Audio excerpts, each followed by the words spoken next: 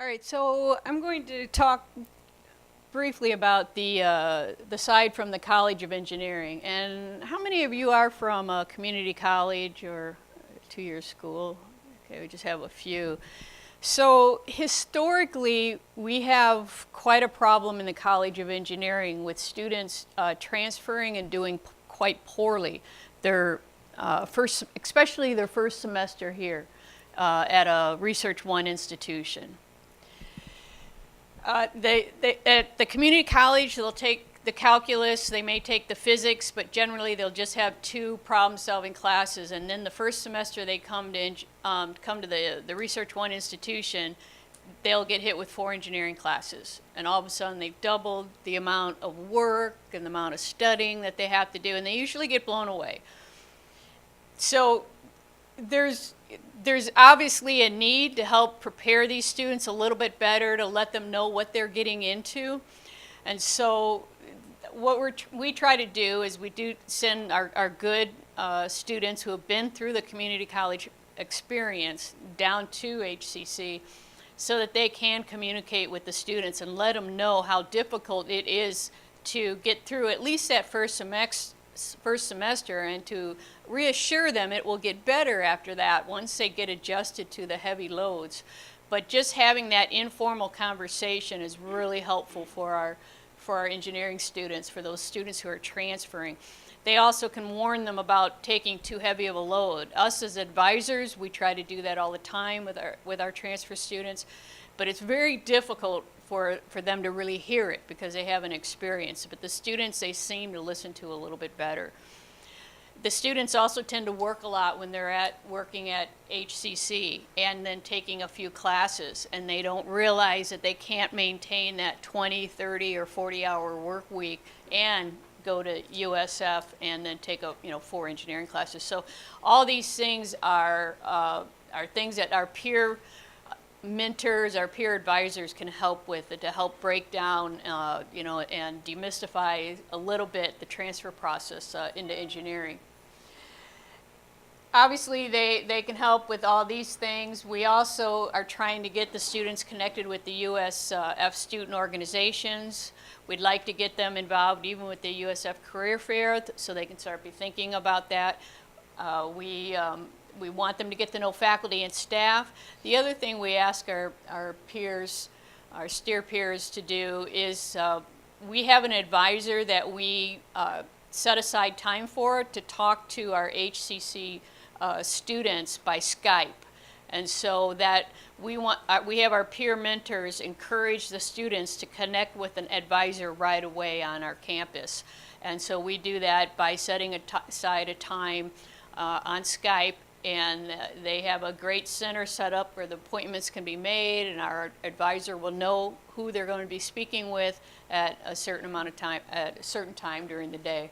And so that's very helpful for our students also in the transfer process. But as Jim was referring to, is they come to campus, they don't know their way around, they're lost, they don't know the whole process, and so we do try to, with our STEER peers, and things we want to extend is helping them get acclimated to the campus and helping them get adjusted that first semester, and then pretty much after that they'll be good to go and on their way. And Jaime?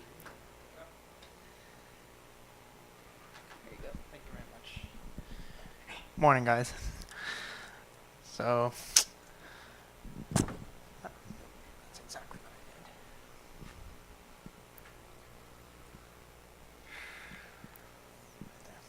did. As a peer mentor for the past 2 years, roughly going on now. Yeah, I did. Yeah, thank you. Thank you. I just graduated in December, and that marked the almost exact 2 years that I started the program. And I advised a bunch of students in that time. And I saw the impact that I had on them, but the experience that it gave me is something that I don't think I could have found anywhere else, or at least not with any other on-campus employment for that matter. So there's 4 things that I highlighted that I thought were the 4 biggest things that I saw in the 2 years. And the biggest one, or the one that stands out the most to me, is the positive impact that it has on the students and then on the mentors too. Because I was the first one, and I think about 6 months in, we ended up hiring, I think, 3 more. And I saw the same change in them too, because they came in as science majors, we want on-campus employment and we don't really know what to do. And I saw them transform into more professional people. I still study with one of them for my MCAT every single day now, and we've both grown professionally. We talk about the experiences all the time. So the first point is solving minor and major problems for students transferring from HEC to USF. And the biggest thing is knowing that I wasn't provided that. And I was provided that with HEC advisors and USF advisors, but I didn't have the personal level that I could relate to from a student. And that's the biggest thing that I see when I'm advising students, either at HEC or at USF, through email, through phone call, through anything, is getting that guidance from somebody that is you. I am you. Like I was you a year ago and I still am you. The second point that we're looking at would be the focus on personal experiences. Because that's the majority of my advising comes from personal experiences with transcripts, with the biggest thing that people don't know when they're transferring is parking, where they'll sign up for an 8 a.m. class and show up at 7:45 and blow through the whole parking garage, not finding a single parking spot, and then be late to class, and then they get dropped and blah, blah, blah. So it's I would say that's probably one of the biggest things that I advise. First and foremost is parking over anything at all. And I find myself more often than not recalling every single experience that I had transferring, whether meeting with advisors, not being able to grab an appointment on time. That's where we're easier to access. We're literally there for transfer students only, and that's it, just to see students. So there's a big emphasis on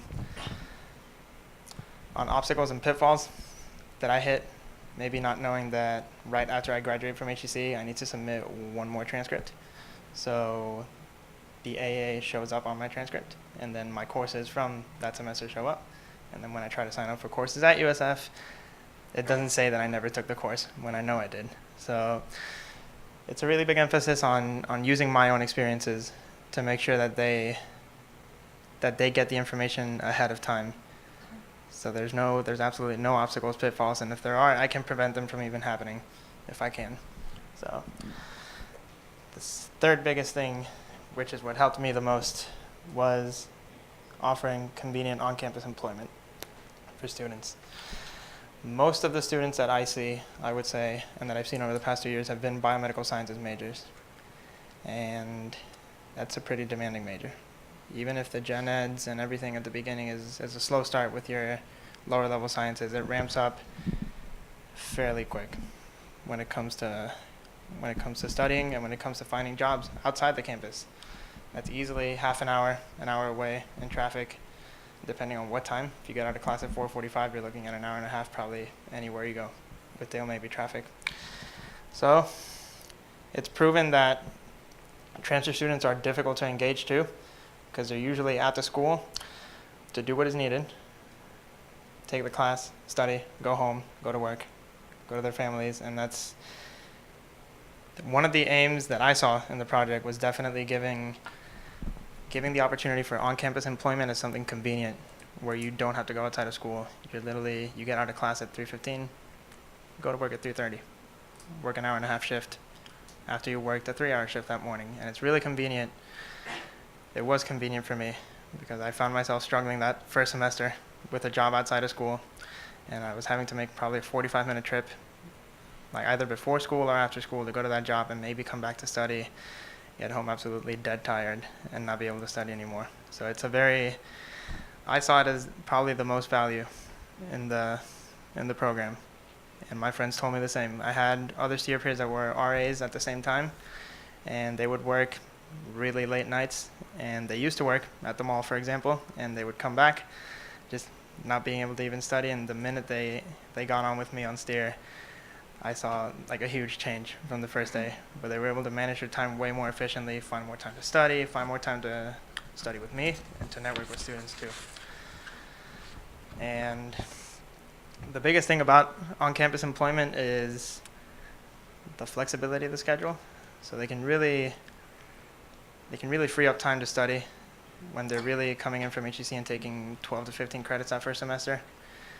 They need the time to study. Most of the classes are back-to-back, 2 to 3 classes in a day, and they don't have the time to go to work outside campus. So usually what they do is, what I did, was work maybe 2 hours before my first class, go to class, get out, work my other 2 hours, get everything done for the day, and still have time to study and eat and sleep for the rest of the day. Then finally, what I deem to be the most impacted part of the program is how closely we worked with advisors during the whole time. So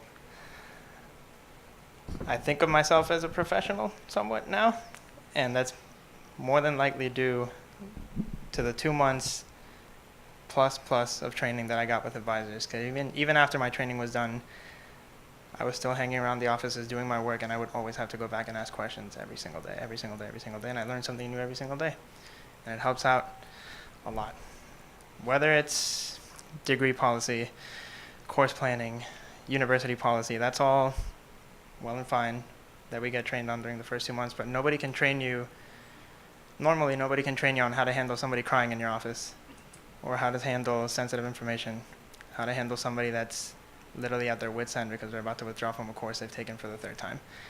And shadowing the advisors, even if it was a bit uncomfortable at sometimes during those situations, it's more than enough to teach you how to handle that.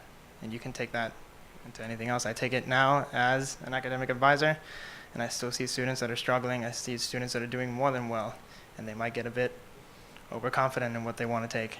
They think, I'll take 3 science courses this semester. Whatever, I did well in the last semester.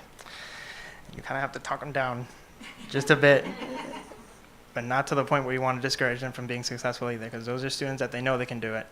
And you have to find like the happy medium between students. So the very end, the STEER program opens the doors for students from HEC at USF, but it opens the doors for the mentors too, to a lot of great opportunities. It gives you a taste of research, if anything else, because we're doing a lot of admin.